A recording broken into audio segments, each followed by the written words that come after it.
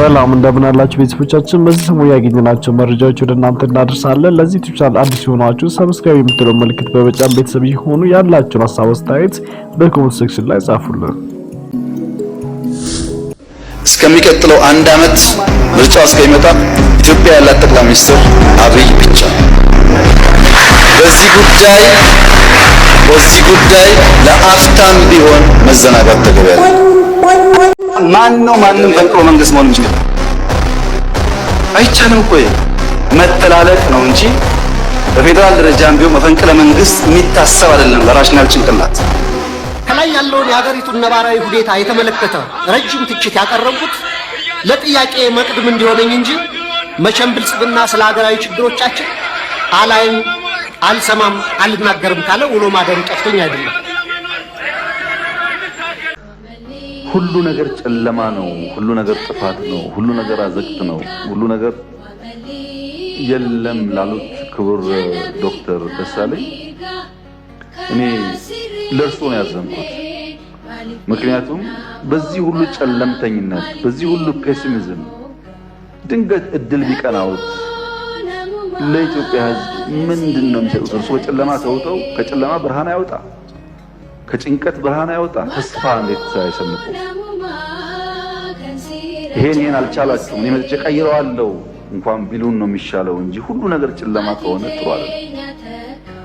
ፖለቲካ የሚፈለገው በጨለማው በችግር ውስጥ ተስፋን ማሳየት ነው፣ ለውጥን ማሳየት ነው፣ ወደዚያ ሰውን መምራት ነው፣ መጨበጥ ነው እንጂ ችግር ብቻ መናገር አይደለም። አንድም ሮኬት ትግራይ ክልል አንድ ሮኬት በቁጥር እጥፍ ነው ያለን።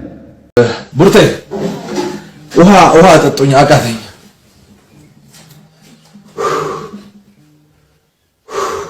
የህግ ማስከበር ዘመቻው ተጠናክሮ ይቀጥላል።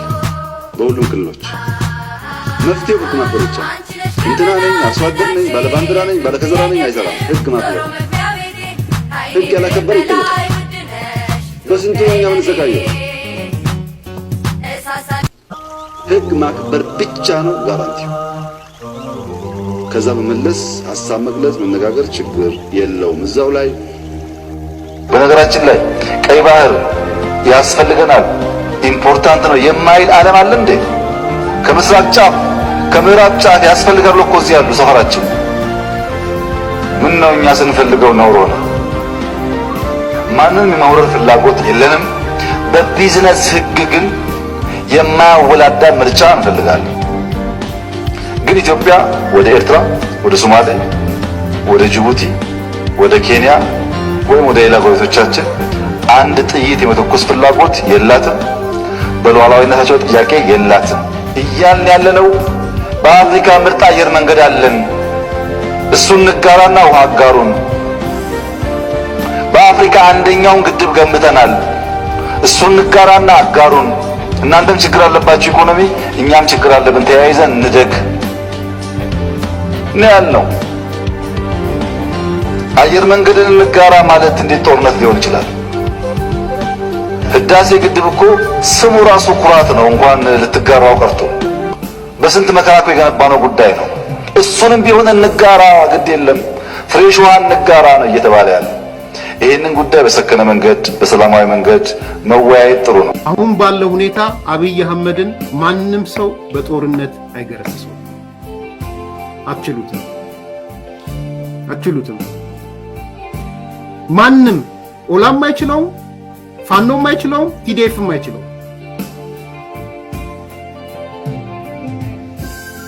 ቢተባበሩም አይችሉት። ሪያሊቲው እሱ ነው።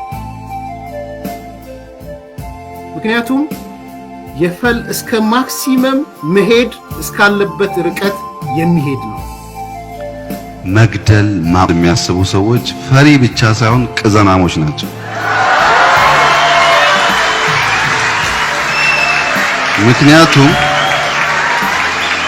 ምክንያቱም ሰው መግደል፣ ሰው ኤሊሚኔት ማድረግ ምናልባት ነገ መጥቶ ኮንፍሮንት እንዳያረገኝ የሚል የዛሬ ፍራቻ ብቻ ሳይሆን የሚሻገር ፍራቻም ጭምር ነው።